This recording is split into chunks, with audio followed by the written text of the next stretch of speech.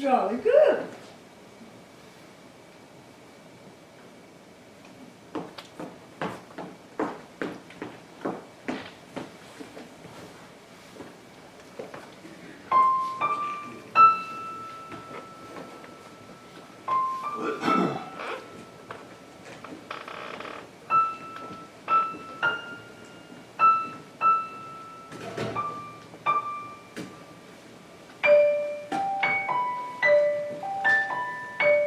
Dear Dr. Daddy, I'm so excited.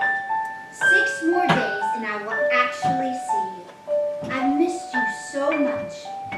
The Centennial Committee and the Lord Mayor have been all over the papers here, hyping the big event. And my bosses at the museum seem really anxious to meet my famous father. It's going to be such fun. Oh, speaking of the job, guess what?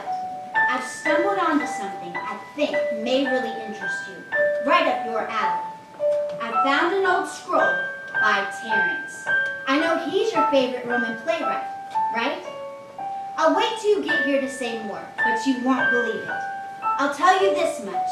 It seems to be a pretty angry comeback to a "don't call us, we'll call you" rejection from the library at Alexandria.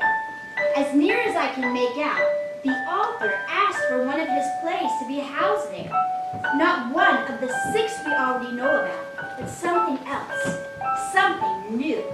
And they turned him down big time, claiming that it was incomplete and substandard for acceptance into their collection. Kind of a condescending attitude with the way it reads. Anyway, I checked, and his other plays were there at the time. So hey, if you hear of a new play by Terence floating around out there somewhere, that could be pretty hot news, at least for people like us. My boss already said that I could share what I found with you, so I made a pretty decent copy of what I have. We'll go over it first thing when you get here. Fun, fun. Working together again. I can't believe it's been almost a year since I graduated and took this job, and a year since we've seen one another. I know, both of our faults, but now we're set, and neither one of us can get out of it this time. I can't wait. Love you, Daddy. See you soon. Beth. Dear Dr. Daughter, I've sure missed you too. But just a week we can have some really quality time together. The administrators there at your museum and the London Town Fathers have really gone all out for this thing. I bet old Granddaddy Erasmus would be tickled pink at all of the attention the tower's been getting a century after he arranged to have it brought over. I guess it's a pretty big deal, and I'm glad they're letting both of us participate in the festivities. Makes me proud, and gives me a chance to see my only daughter. My flight gets me there just before the opening of the capsule. And after that, we can have lots of long chats, like in the old days back here. We'll catch up. And I can't wait for you to share that mysterious document you've discovered. I'm excited to hear what your thoughts are. It doesn't make a lot of sense that they would come down on him so hard. And for what? Terence was a great favorite with Roman audiences. So something must have gone really wrong. Maybe we can do some deciphering and translating together and figure it out. Oh, fun, fun. See you in a couple of days at Ptolemy's Tower. Love you so much, Dad.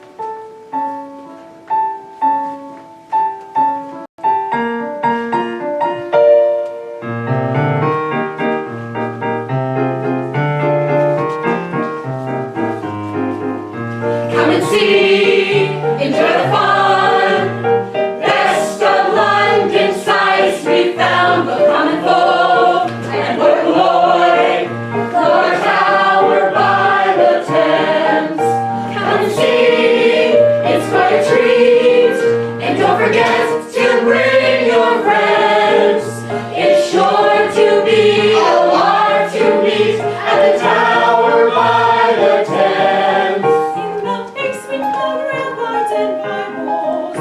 And a box of some ghastly cigars. There's Victoria, our elegant lady, in the tower by the Thames. What's she doing? Honky dots! Look, my glasses! What are you doing?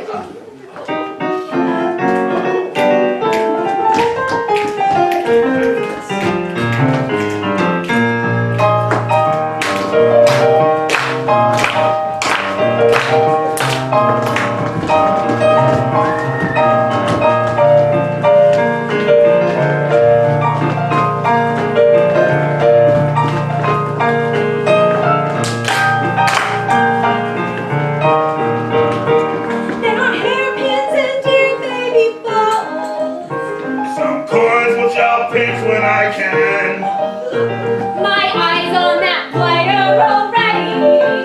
By the tower near the Thames.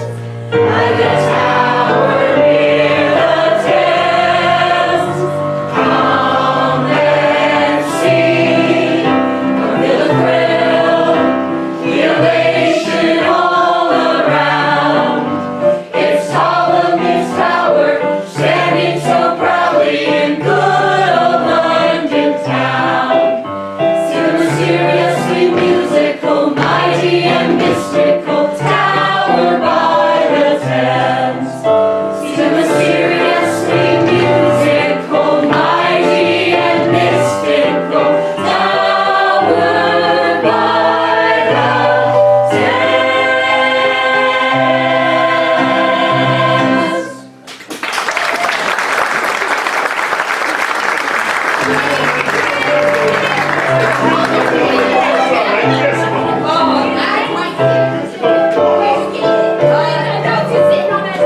What a day, what a lovely London day. And thank you, my friends, thank you. With the opening of our time capsule, we have once again bring much deserved attention to the wonderful vision of Sir Erasmus Wilson, who 100 years ago today succeeded in bringing Ptolemy's Tower to our shores. It's almost 3,500 years old. And what a double pleasure to have with us here today, to my right, Dr. Reginald Wilson, perhaps America's most celebrated Egyptologist, and his daughter, now our own Dr. Elizabeth Wilson of the British Museum. Both direct and immediate descendants of Sir Erasmus We would like to Wilson thank you for himself. coming, and would like to invite you to stroll the banks of our beautiful Thames and enjoy the golden Jubilee bridges and the food and souvenirs to be found all along the bank. Have a jolly day, and be sure to visit the tower often.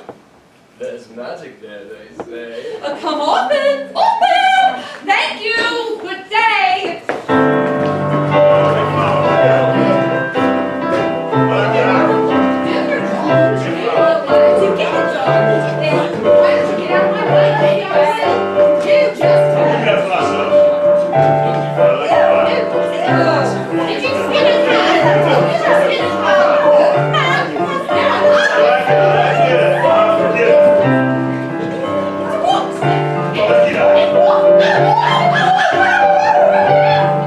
Let's just leave the pot if that's okay. Thank you. So you just found this in the tower? No attempt to cover it up or anything? It was just in a little crevice, like I told you. Almost like it was waiting for someone to find it. Well, that's pretty strange in itself. You know those Egyptians, their secret nooks and crannies that they love to put in their bigger obelisks and pyramids. But this one seems almost too easy. Unless it was deliberate. Maybe. Yes. This section that you're having trouble with, there are different kinds of scripts, seems to suggest that the play he brought to the library was missing whole scenes. The big reason they cite for rejecting it and upbraiding him so seriously seems to be the absence of an antagonist, a bad guy. All of his scenes seem to have disappeared. Well, whatever it was, he sure sounds mad. Now, the leaders of that exclusive little library circle obviously made him pretty darn bitter. Look at this. This translates, yes. In the Latin, not the hieroglyphics, perhaps, yes, scribbling like a tradesman, farcical.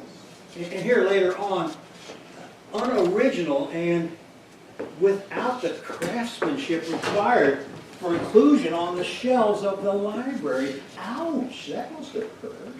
Well, what I know about old Terence, or I guess young Terence at that time, in his 20s, right, was that he certainly never had any problem with his bad guys or villains before. In fact, if I remember correctly, the library had apparently been enthusiastic about those very characters in his earlier plays. They were often some of his most successful creations. Remember this part right here? Oh yes, our Terence is sticking by his guns and insisting that they be making a big mistake by not accepting the play. And he keeps repeating that it was perfectly complete, bad guy and all, when he brought it to Alexandria. This is interesting. He keeps talking about, how would this symbol translate? Losing a character? Letting them escape would be a more accurate reading. I wonder why he would say that. Do you think maybe it's just a flowery way of saying he's suffering a writer's block of some sort? But look here, it says, you lost him. He got away. Oh, escaped. Your translation is right on point. And he's saying all this as if it's for real. That's really bizarre, isn't It it? certainly is. As is the title of the thing, The Stones of Ptolemy. Now that has to mean that our tower, or one of the towers, was somehow part of the plot as well. I wonder if that was missing from the manuscript also. His travels certainly could have put him in Heliopolis or Alexandria at the time. It all fits time-wise, and the library historians do say that he disappeared himself pretty mysteriously, supposedly trying to find ideas for new plots. But his insistence that somehow it was the keepers of the scrolls' fault, that's the part that really stumps me. Why would he say that? Are we sure that I translated this right? Bad guy or villain antagonist? No, you got it right. The committee or circle or whatever they called themselves said that there was no adversary for the hero. But Terence is persisting rather doggedly. Here, look at this. That there was one when he brought it to them, and that they somehow had lost that portion of his manuscript. Yes, then the playwright says, I haven't been able to find Clodius. Clodius? fun name. He's disappeared. Kiddo, we've got ourselves quite a little mystery here. A play with an escaped villain, a lost script with huge unexplained holes in it, and a playwright who swears that his missing bad guy was in the work when he brought it to the library. Wow. Dad, I forgot to ask. How's the new secretary working out? Beverly, wasn't it? Beverly's no longer with us, I'm afraid. Dad, how many does that make? 5 or 6 by now? I know. I give them all very organized notes. Stacks of research. Scribblings, brilliant insights on the back of airline tickets. Totally comprehensible to anyone. And they come in, they take one look at my work, declare it a disaster area, and move on. So, I'm working alone again. Dad, I know, but you're not getting any younger, and you know you need the help. Okay, I'm nagging. Not this trip. Let's get back to our puzzle.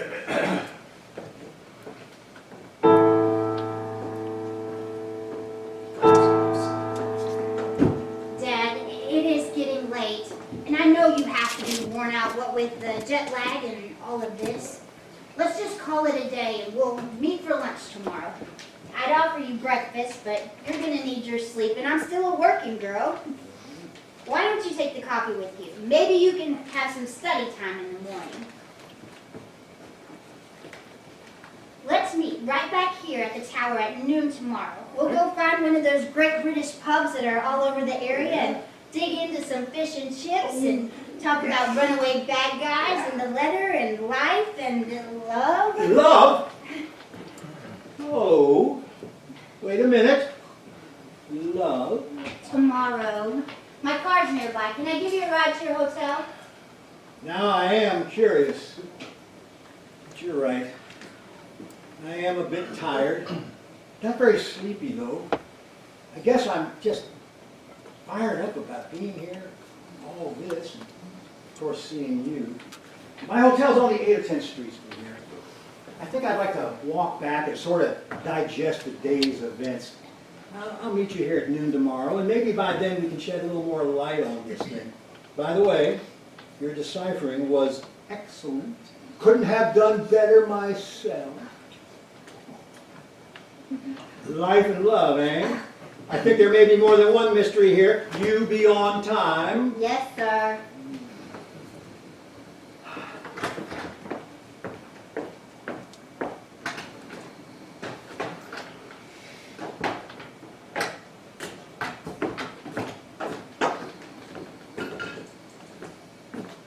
Damn, everything's closed. Trying to be a gent and do things in the British way. I say mate and eat all my biscuits. Back in the flat where I stay, I say ta-ta and not that I'll see ya, or just smile if I make a miscue. I fight hard to retain my composure if some bloke takes my place in the queue. But right now I have this small problem, and it's suddenly making me see. When you drink British tea by the gallon, you inevitably off to pee. Off to pee. So I'm looking for a loo. Any store or shop will do, but it's grown so bloomin' late. There's no place to go remain. An alley would surely do, or a lonely cul-de-sac, but there's no place I can see to relieve me before I get back. So I'm looking for a loo. Any corner, any street. Can someone point the way? That's the first globe that I need. Good evening, friends. Friends? Get this. He's calling us friends. Get loaded Would you happen to know where I could find a restroom, a toilet, a loo? Drink too much tea? Well, thank you anyway. There's got to be something. That's kind of Nazi, ain't it? That's my hat. Oh, are you cool?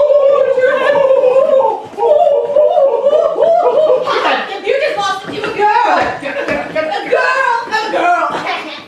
Oh, we saw you and that girl looking over a piece of paper a while ago. What was it? Some kind of treasure map or something? Give us a look. Take it easy. Come on now. I don't want any trouble. Here, take a couple of pounds. Just let me be on my way, okay? Oh, we'll take your money. And I think we'll have a piece of paper too. Hey, come on, man. Give it over.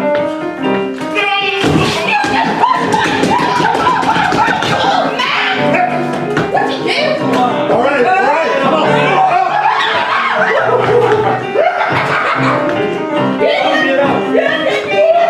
I'm just a lady. Let's get.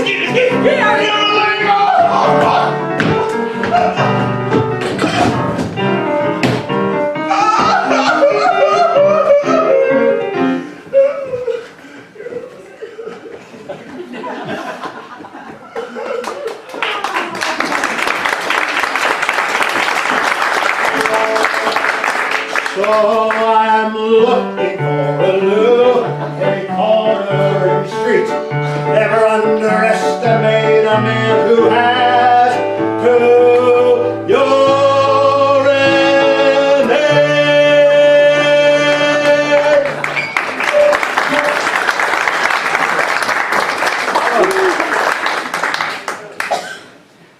I forgot I had to go. Oh, thank you, my friend. I think it could have been pretty rough back there had you not been here. Thanks a lot. It's fine. Glad to help a fellow traveler. Oh, you on the road too? I guess it's open season on tourists for punks like that. Probably. Anyway, hoodlums like that are usually cowards. With your help, we scared them away. My name is Reggie Wilson. I'm here for the big celebration. I'm sort of an anthropologist. How about you? I am a poet. A poet? That's wonderful. Good for you. The world needs more young folks with active imaginations and free spirits. Good for you. I heard you and that girl talking a moment ago about a character escaping from a play. That could happen, you know. I mean, if some writer created a character so real that it took on a life of its own, I mean, got out into the real world somehow, that could happen. I hardly think so. I mean, going from a nothing on a blank page to a totally believable artistic creation, that's magic enough for me. But if you mean making writing actually come alive, I'm afraid that's too much of a stretch for a stodgy old scientist. Oh, I have a fine imagination, but that's too far to go. Neat idea, though. I like it. What brings you to London? I'm looking for ideas for my stories. I need plots. Maybe the escaped character you were talking about could be one of them. The truth is, I'm looking for a lot more than that. What do you mean? Do you want to tell me about it? My daughter says I'm a good listener. Sure, why not? I meant what I said earlier. Characters can sometimes be so real that they go and they... Listen, when I heard you and your daughter talking, I got a feeling you might be able to help me with something. Really? Well, now, I have to say that's very flattering and intriguing. Look, I owe you. I'm meeting my daughter right here tomorrow at noon. Why don't you come by around, say, 1 or 2, and join us. The three of us can talk more about this bringing characters to life notion of yours. Beth, that's my daughter, would love meeting you. And she enjoys talking about wild things like that. I have to admit, I'm kind of intrigued myself. Oh, my, Beth says I always use that word. But look, it's hard to see exactly where you're coming from. But hey, come on. You don't really believe all that, do you? Strange things happen in this world. That's for certain, but... Yes, it is. I hope you'll come tomorrow. I don't quite know why, but this and you really intrigue me. Seems like there's some kind of connection. It almost seems like we didn't meet by accident. Like I said, strange things happen. Wait, who are you? I don't know your name. Terence.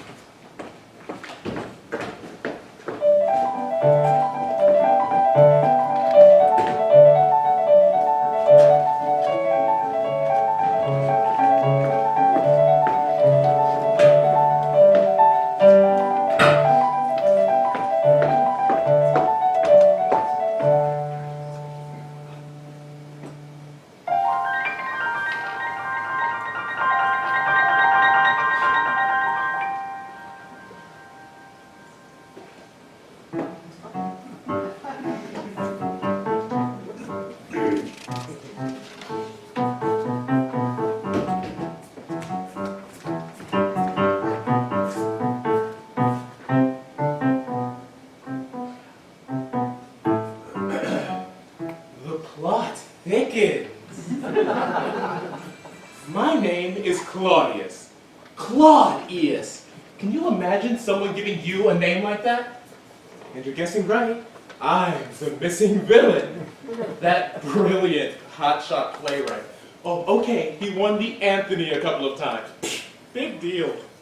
Concocted this dopey, bumbling antagonist who gets foiled at every corner. That's me. But it's not me. This is the real me, get it? The real me, and I'll use every rotten trick I can think of to get the admiration and respect that I deserve. I escaped because they've got me all wrong. Everybody's always had me all wrong. They have me typed as a bad guy, but I'm a leading man. Lend me your ears.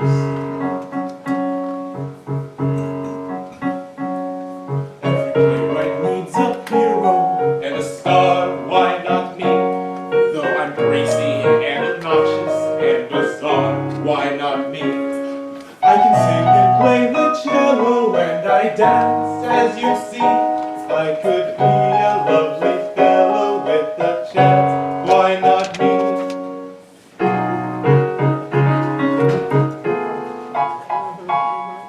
What I say may sound excessive, but my body's quite impressive. And there sits above my chassis a brow that's very classy, a brain that's overflowing with the plots that I have going, and I'm absolutely able to add glamour to my fable, though my manners dark and brooding with my classic chin protruding, and though my style may be more edgy, I can act as well as Reggie.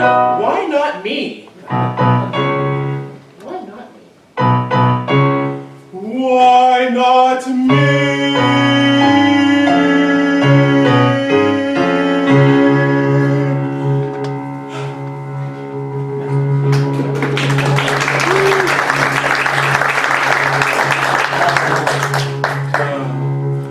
Females find me handsome but discreet, that's just me. I'm so humble, unassuming, hard to beat, yes sirree. I mesmerize my public with my charms, that's my thing. Tons of cuties yearn to hold me in their arms for a fling.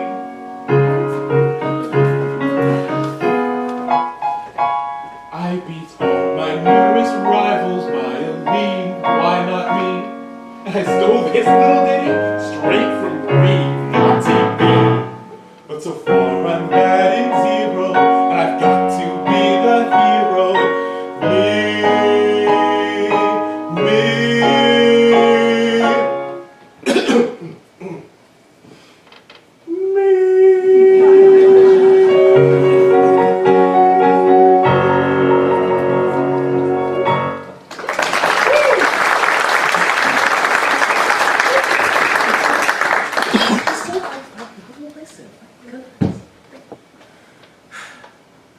When I shook myself loose from that stupid scroll, I took off straight for Heliopolis. Good old Sun City. I just love it there. But wouldn't you know it, somehow Terence found out where I was. So I had to go underground. I found this out-of-work oracle named Dumbmaster. And he showed me how to use the towers to hide in remote places like this dismal little town. Is it always so foggy here? Anyway, I thought I was safe, but no! Terence goes relentless on me and gets that professional virgin bustia to lend him a sacred scarab pin. It's one powerful piece of jewelry right up there with the tower. With it, he can track me from anywhere. So I've got to resort to something devious here. Oh, and I'm good at that. What am I telling you for? I need some real help. I speak, the gods answer. Hey, you two. Yeah, you. I was hiding over there a bit ago, and I saw the beat down the old man and that other guy laid on the two of you. Oh, we didn't stretch before. Interested in a little payback? Yeah. Bring it, bring it. You don't got it. I don't got it. Got it? Caught it. Got it! Yeah, we both caught it. Right. Hey, mate, I don't want to be telling you your business, but if you want to blend in, you won't be able to go anywhere looking like that. Like what? The only kind of attention that cute little Jess will get you around here, I'm not so sure you're gonna like. Or not. Take this. Oh, yeah. Very stylish. Woo. Woo. Brings out your eyes. Now remember, you keep an eye on the old guy. I watch the old guy. And you follow the girl. I follow the girl. And I'll keep a close eye on Terence. Who's Terence? He's the guy who put you on your butt over there. Oh, yeah. If you don't mind me asking, what do you want this Terence guy for? He wrote me. Oh, I see. So what are we gonna do if we catch up with them? Can we clobber them a little? Do the job first. Wait for the fun till later. Right now, we've got to get two things. The girl's copy of the scroll and the scarab pin Terence is wearing. Now that's critical. If we can get that pin, a certain very irritating playwright will be out of my hair and stuck right here forever. That would be so great. Can you imagine a Roman playwright wandering around here trying to find work in a place like this? I get the old man. I get the girl. I get the older. Are you sure? I get the girl. Right, I get the old man. Are you? I get the girl. Why do I gotta get the old man? Because you're old. I want to get my friend. She don't do like that.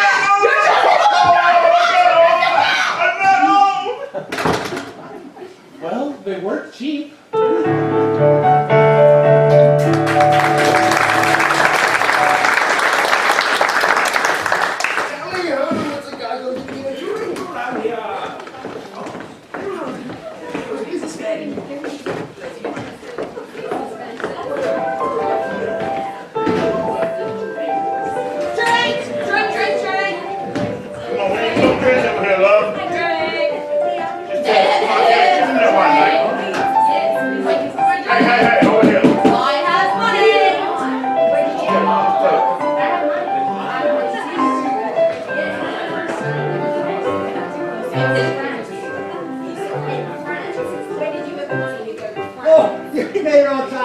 Believe it. This has to be a first.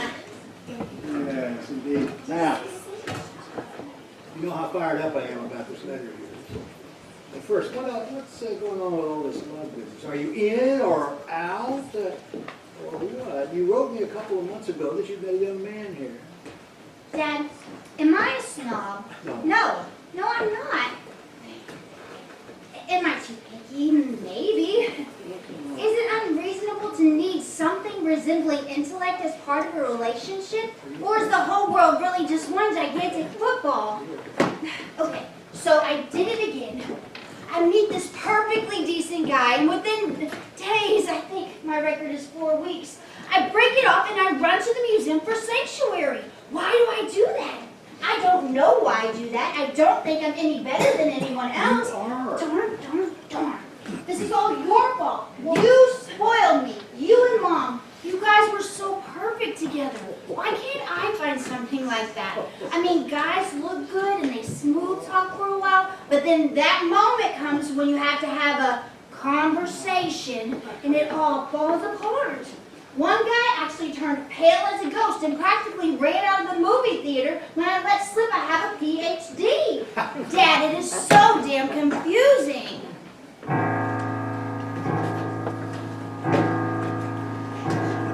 You're in and out or up and down's my middle name. Love's an action verb, no proper noun, and I just can't play the game. Allow me to illustrate. You tell them, girl. All my friends say their life's terrific. They found truly their prince among men. Let me mention the word hieroglyphic, and oops, I've done it again.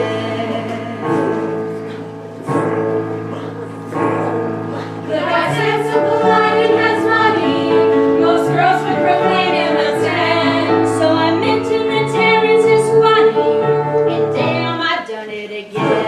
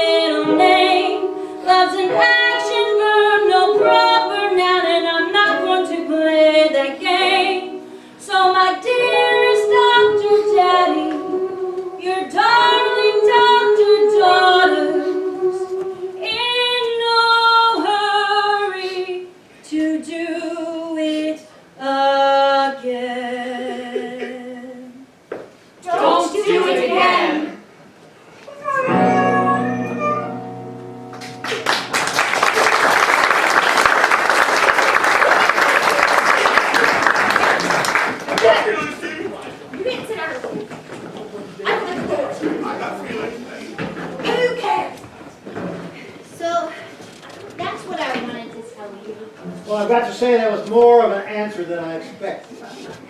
Yeah, me too. So are you feeling better? I do. I think I got some of it out of my system. So let's do some work. Honey, before we start, I have some news for you too. Your old dad had a little bit of an adventure after he left you last night. Oh, Yeah, a couple of thugs tried to whoa me. Dad, are you all right? Did they hurt you? I'm fine. Thanks to a young man who was close by. He joined in and we sent them running. Wow. One night in London and you're playing James Bond. It's a good thing someone was there. Well, anyway, that's what I wanted to tell you. I've invited him to join us here. Kind of a thank you, and also I think that you might really enjoy talking to him. He's a very interesting guy, some kind of poet, he says.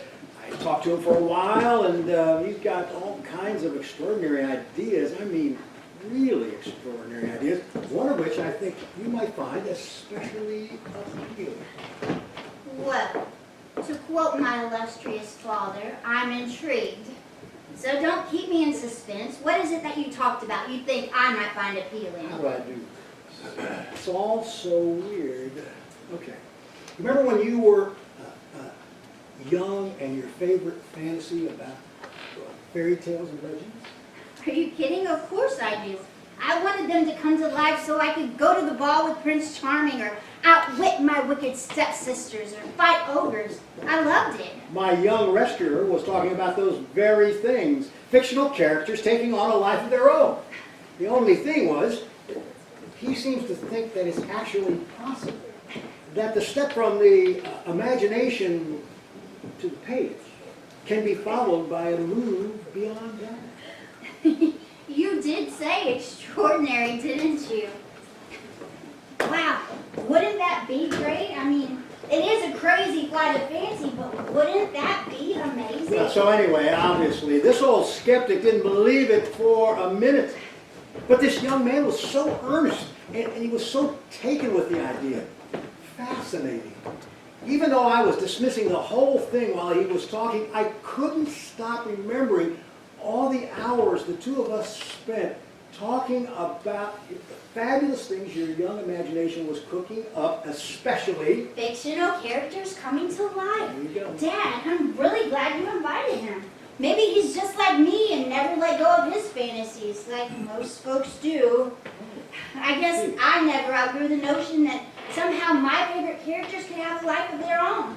It'll be good to have someone to talk to about this. I'm stoked. I'm glad, because he's going to be here before long. Now, in the meantime, do you think we should do some more study about the manuscript you have? I looked at it again this morning, and I did find something that we misread. Where? Here, see? I think we mistranslated an important word. This symbol ought to mean seek. If I have that right, it suggests that Terence was not only irate with the library, but that he somehow was going to go after his missing character himself.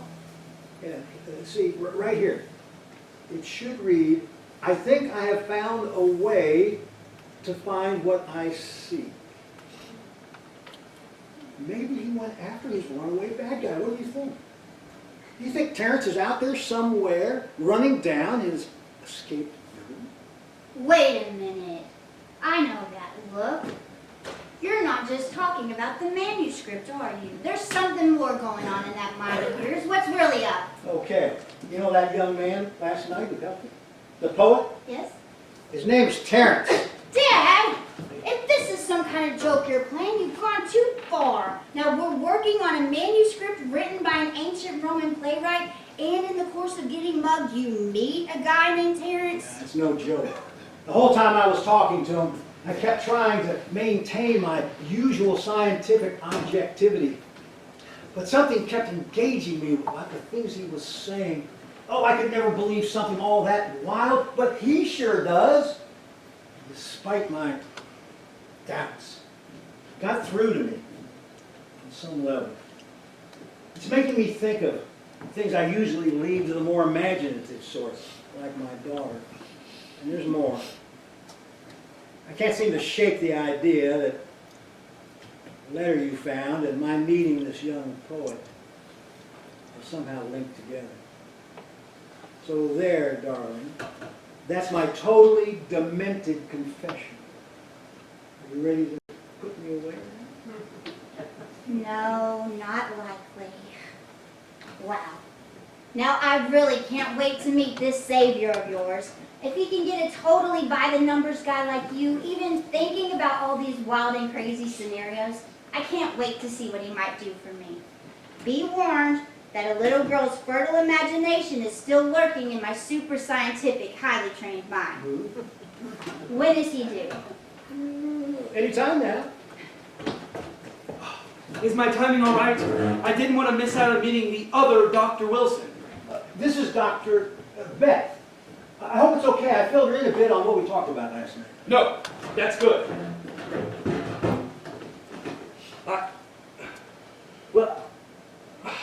I'm sorry.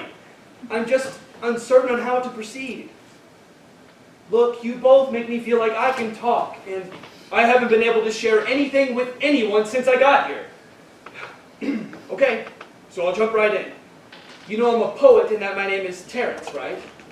Dad told me, and I have to admit, it threw me a bit at first, but that could just be a coincidence, right? But then he also told me about this theory you have. That's just the thing. It's not a theory. I am a poet. Actually, a playwright. Now please, bear with me. I am the playwright.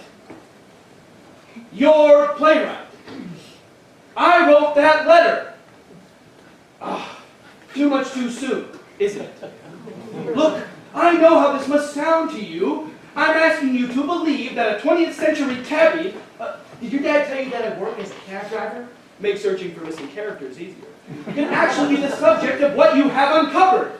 But by the gods, I am that guy. I'm that Terence. Just as certainly as you're the people who just happened to uncover my letter. That couldn't be a mistake. It makes the three of us intertwined in some way. Odd coincidence. Totally impossible. But what if? What if what I am saying is actually so? And what if you're here to help me out somehow? Can you go along with me for one more minute? But come on. Terence, I told you last night, I am a scientist. I understand. I am skeptical of everything, and this is... Dad, let's hear him out. This is making me feel like a kid again, and it feels good and somehow right. Be warned. I don't know if I'm going to believe a word of what you're saying, but I sure do like this conversation. It's making me think about things, precious things that I haven't thought about in years. Please, go on. Come on, Dad, let's hear him out. What have we got to lose? Yes, nothing to lose. That's fair enough. Just hear me out.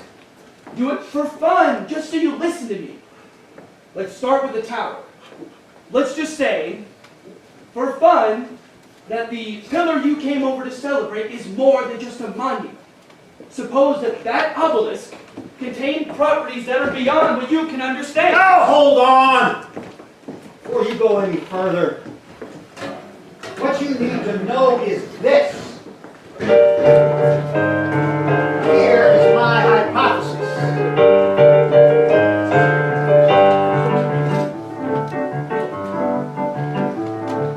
Formulate, test, and modify, no matter what you say. It's my theories and data I live by. That's the scientific way. Life's mysteries are magic and lyrical, and my soul finds its beauty in art. Facts are often correct but empirical. Flights of fancy are where all truth starts.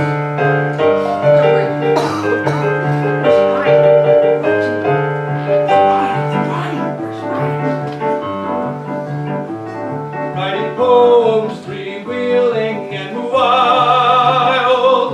Hieroglyphics and runes reconciled. The exhilarating gift gift of the muse. The thrill of dynamic breakthroughs.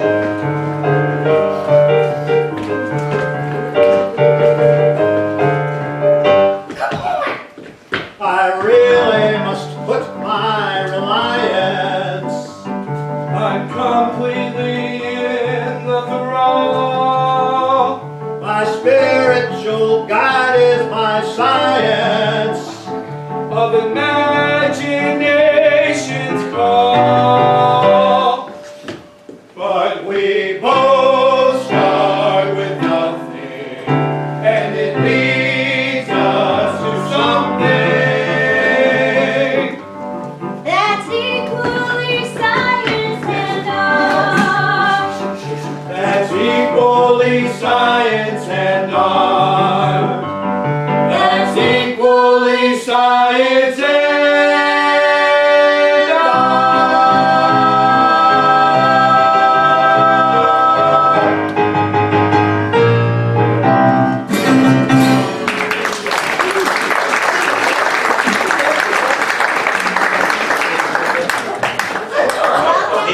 Didn't you always say that science is an art?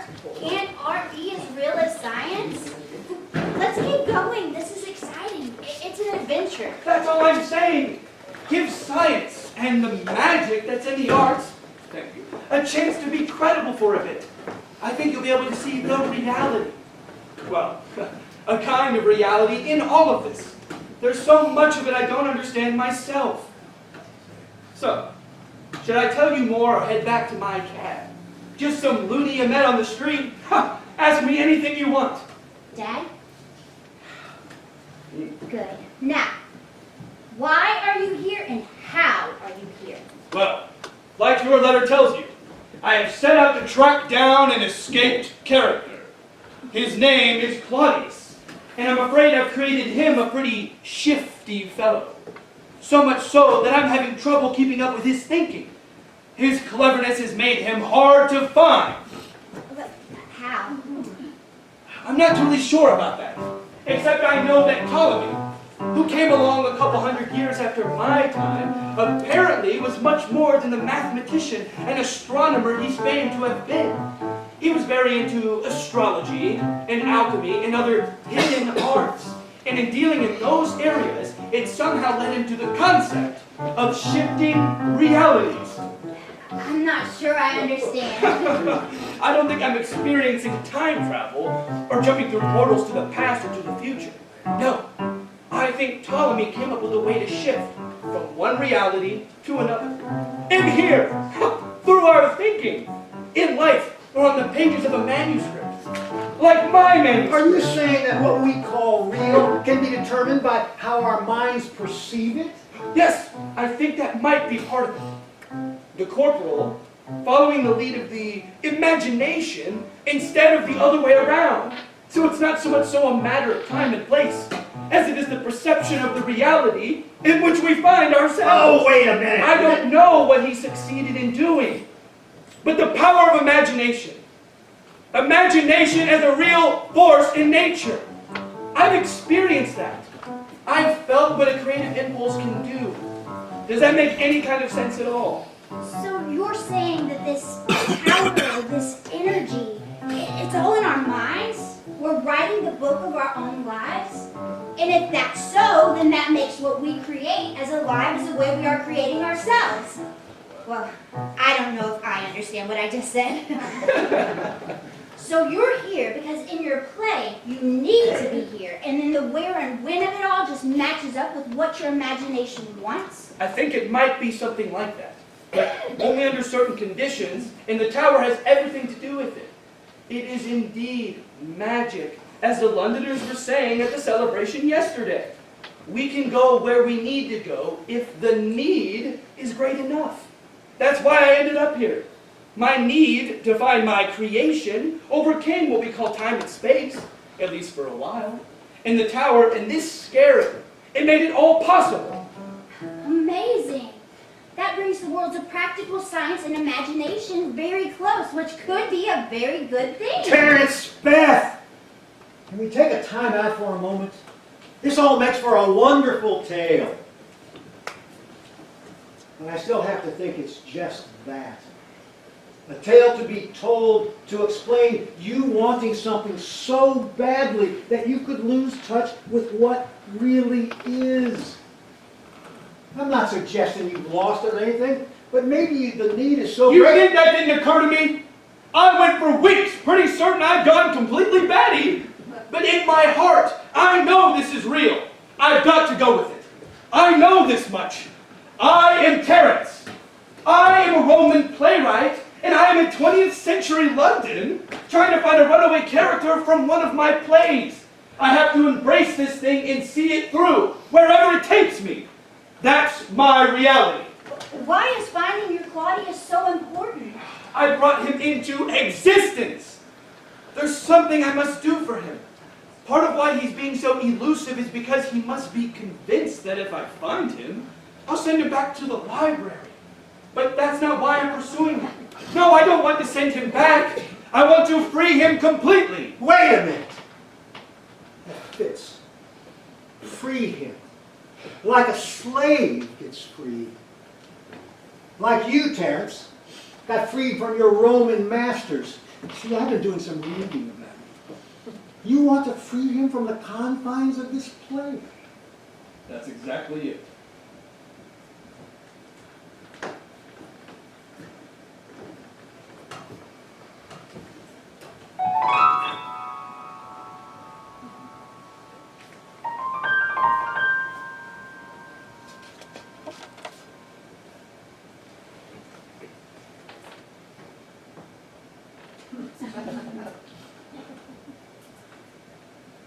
Now that is one heck of a great idea. Finally! This stupid plot can go somewhere. With me playing the lead at the end. They set me free so the real Clodius can finally get the credit and the dough and the girls he so richly deserves. You know what? Why don't we both take a little break so we can think about that?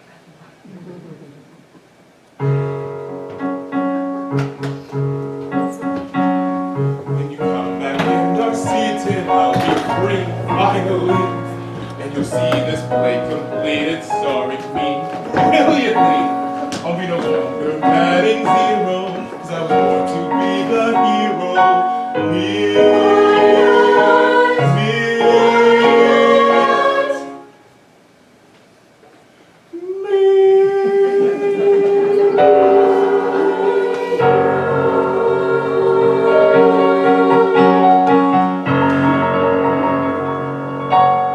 The loos are that way.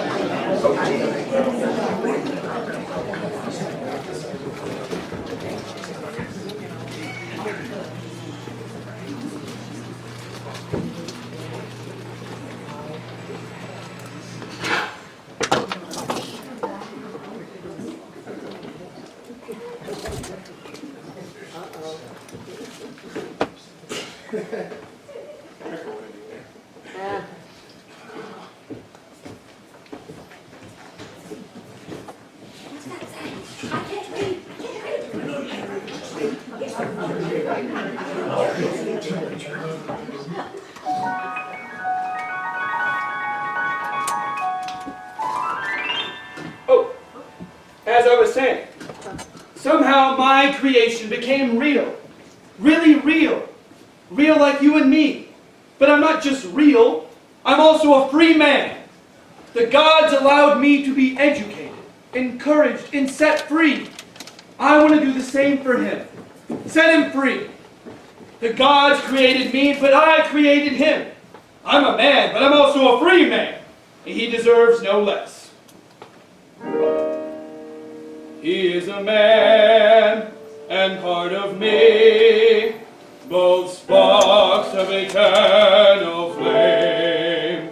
But to live a man, he must be free, since all humans dream the same.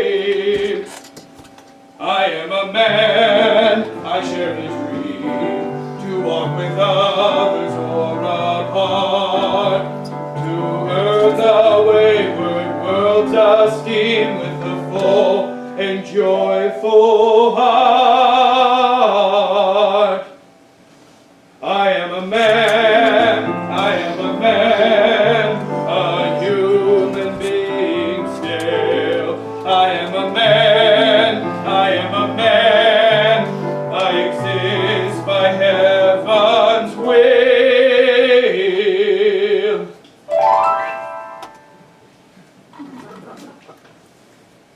But there's nothing human that's not me. My life and love connected, and the mortal whole shared equally is designed to be perfected. All men are human just like me. God smiled gently on our needs, and they made us love us and agree a life unfettered, rich and free. He's right. But there's nothing human that's not me. My providence related, and we must chase the noble goals for which we were created. I am a man, I am a man, living life that's brave and free. I am a man, I am a man, there's nothing that's not me. I am a man, I am a man, I am human, so is he. I am a man, I am a man, we share a destiny.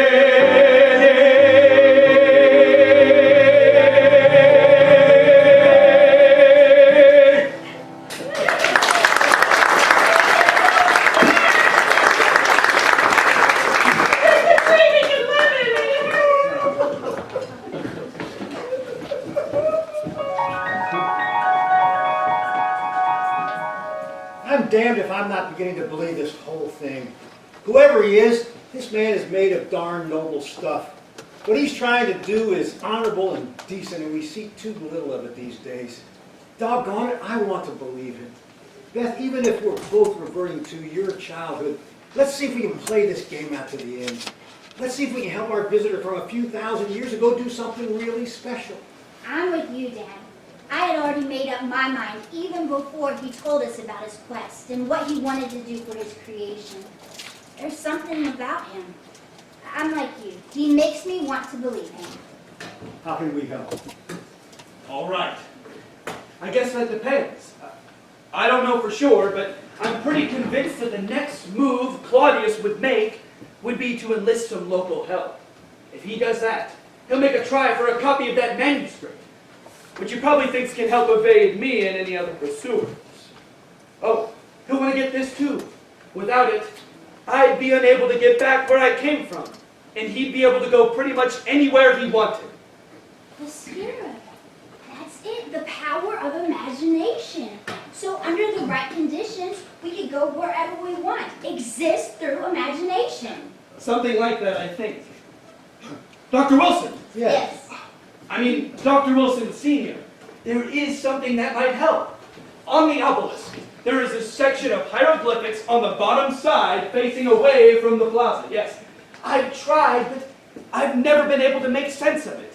Do you think you might take a look at it? It might be something important. Let me check it out. Now I'm into something that I don't feel like I'm in a fairy tale. Maybe finally I can be of some use. A marvelous fairy tale which requires a happy ending. Let me see if I can figure out what it says. I'll need my glass. If anyone can decipher something from that period, it'll be Dad. Hopefully he finds something you can put to use. Terence, do you think we should tell him? I don't think the time is right yet. Whatever you think is best. But I have to ask again, what does it feel like existing here, several thousand miles and several thousand years from where you come from? Do you feel like the proverbial stranger in a strange land, or on the inside, are you just a person who's trying to come to terms with something totally new? Strangely, I don't feel so different. Oh, where I came from was a lot warmer and brighter, but truly, this world itself doesn't seem much of a contrast to mine. Oh, put aside the clothing, the language, I still don't know how I mastered that, and the customs. And this place seems pretty much like home in the things that matter, like you and your father. I'd admire the two of you, whether it was sitting at this table here in London or in the marketplace back home. You're good people, made of that noble stuff he was talking about. Now, I'm sure you would have enjoyed my Rome, but I'm sure I could learn to love living here. Besides, I would enjoy talking to you no matter where we were, and etc. Well, I certainly enjoy talking to you, etc. See, we speak the same language. We do. Thank you. I do like you very much. And I like you, especially your idea of what we call the power of imagination, right? Right. And the respect a man can feel towards another. Like I'm feeling towards your father. And the feelings that come from out of nowhere when you meet a kindred spirit.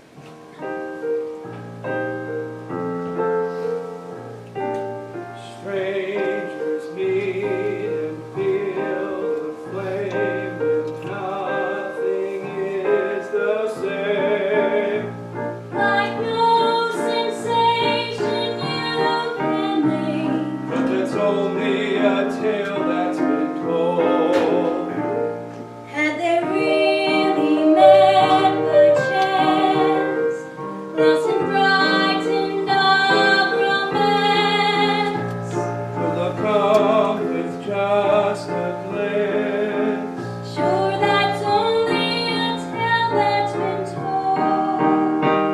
Love's only a tale that's been told, a story too rich to unfold. But the magic of tales can be found in the beauty with which they are crowned. Every tale must depend on belief that's uncertain and often too brief. But the story will always remain, living sweetly again and again.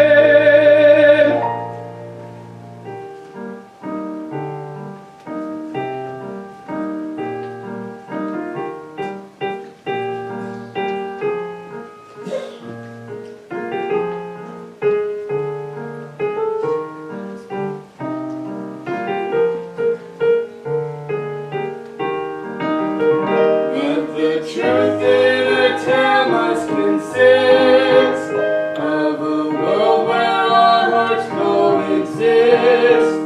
They can merge and defy space and time in a tale that can end up sublime.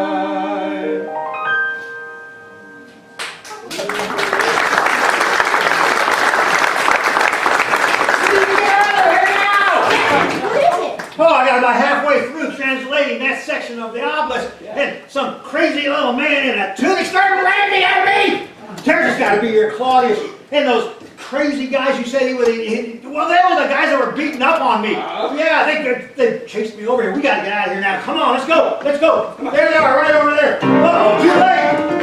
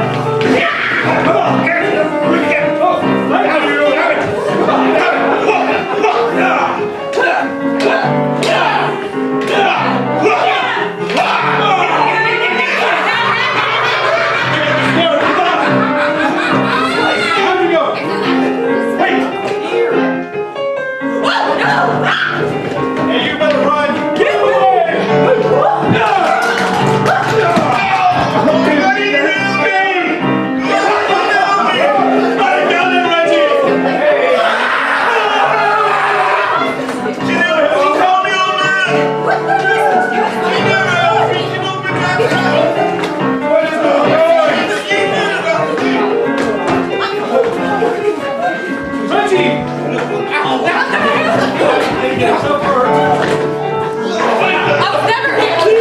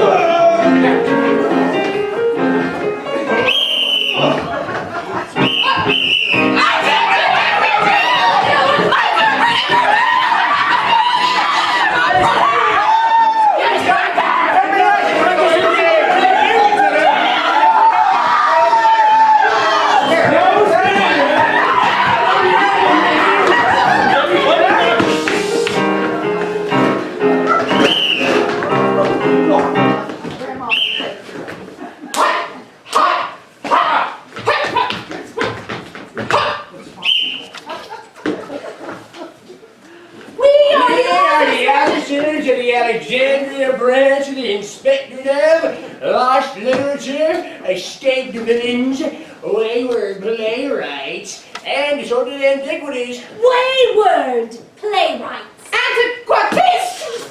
Antiquities! Quiet, detail, attention. What on earth? What did you say you were? Library gaps! We're here to close a case involving one Clodius.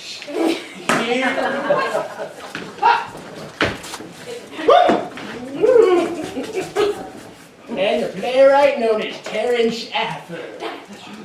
You guys try and stay out of this. Let me handle it.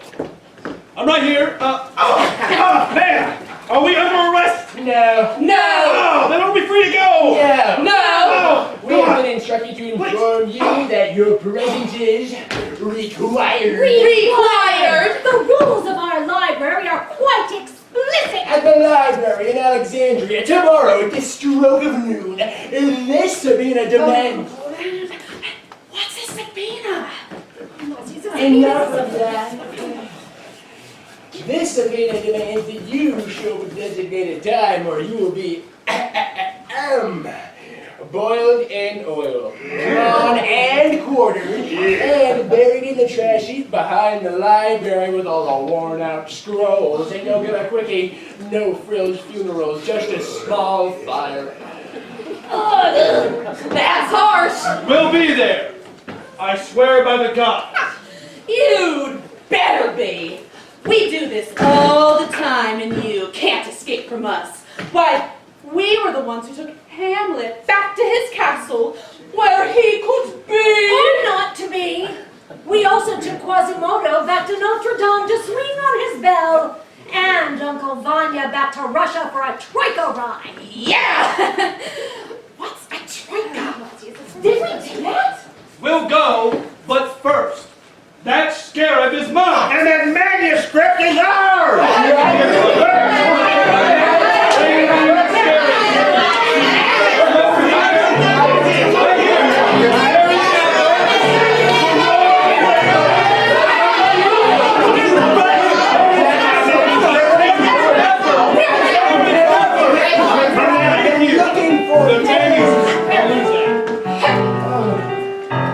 But you must bring these materials with you tomorrow, or we'll add some really juicy torment to the punishment I've already described.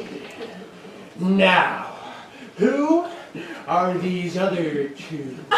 We are just innocent bystanders. This gentleman forced us to get back what he said was his property. That nasty man lied to us. Yeah, let me just say. What she said. Yeah. And never mind that. There are no punks listed here, so you are free to go.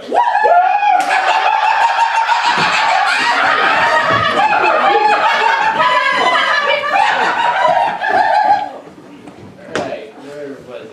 Oh, yes, but you, Clodius, must appear alongside your creator, Terence, or there will be a terrible fuss, and we will have to go looking for you again, and we don't want to do that. It's yucky weather here and we don't like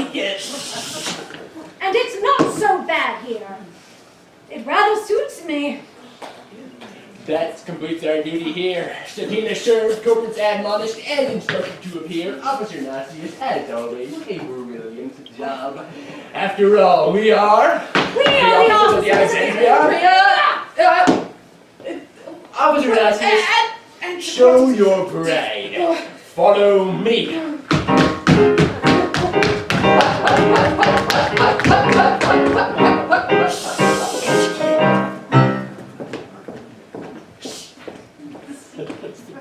Would you all give us a minute alone? Yeah.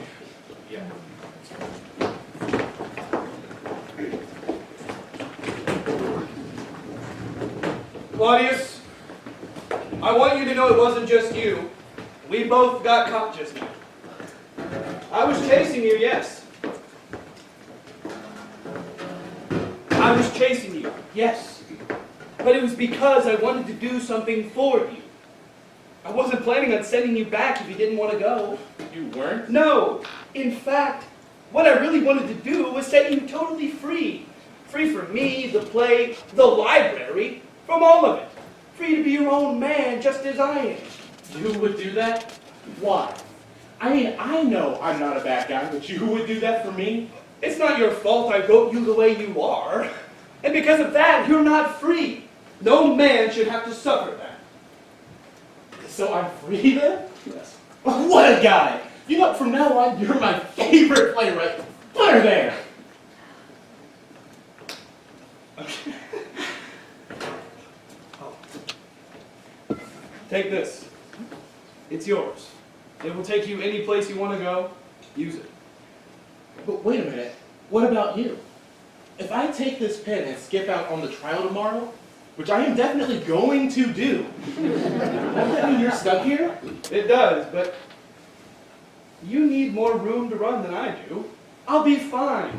So take the pen and go do what your heart cries out for. Follow your dream. Let me tell it to the world. You remember from before? I want to be the hero, a leading man. Well, Claudius Minimus, if that's what you want. Minimus? Oh, come on, you didn't name me that, did you? I'm afraid I did. Make your exploits in your deeds. Force the world to change that to at least mediocritus. And don't be so certain about wanting to be the leading man, the hero. The bad guy gets all the best lines and dirty tricks anyway. I'm just saying, keep an open mind. Now that you're free, you could be either, or even both. You're free, you're just like me.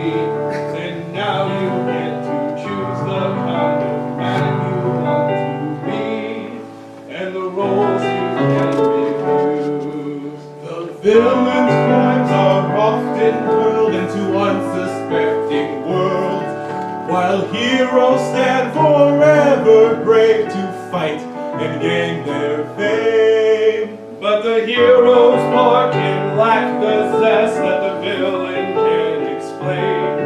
Each sordid deed, each evil plan outweighs the leading man. You're free, I'm free, you're just like me.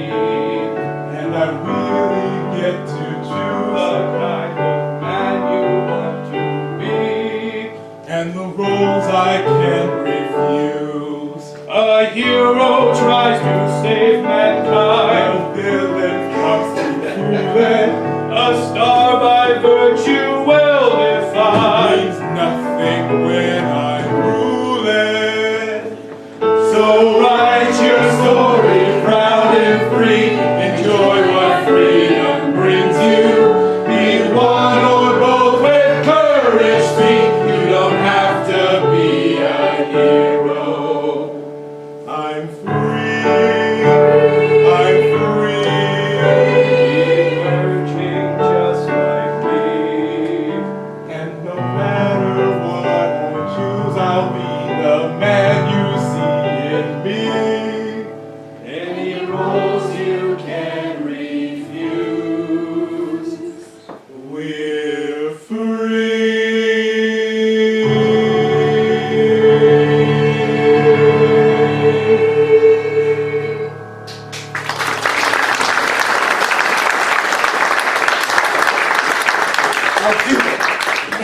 And thanks, Dad, for the passport.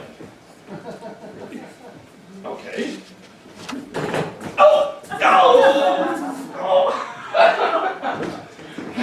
Well, I'm off. Ta-ta. Every play. Well, looks like you did it. I did. What a wonderful feeling. Being able to free a fellow human being from the bondage that may be inflicted upon him or her. Oh, it has to be the most ennobling experience a person can have. I feel totally complete. I'm a happy man. Terence, I saw you give Clodius that scarab you were wearing. Wasn't that the means of traveling back and forth through history? Oh, it was, but he needed it more. So does that mean you have to stay here with us? I can think of worse places to be. Besides, I'm beginning to rather like it here. Well, my young friend, if you're going to be around for a while, I think I can help you hang up your London cabbie's cap. It so happens at this very moment, I have a very pressing need for an assistant, or maybe a London associate. Yeah. A lot of my help has been quitting on me recently, and I think you might fill the bill quite handsomely. Beth, what do you think? Very handsomely. Dad, I think you picked a winner.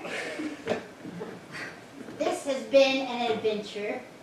Terence, do you think this could be the beginning of a whole new tale to be told for you? I'm absolutely sure it is. And a wonderful tale it will be! The plot's forming in my head right now. Right now?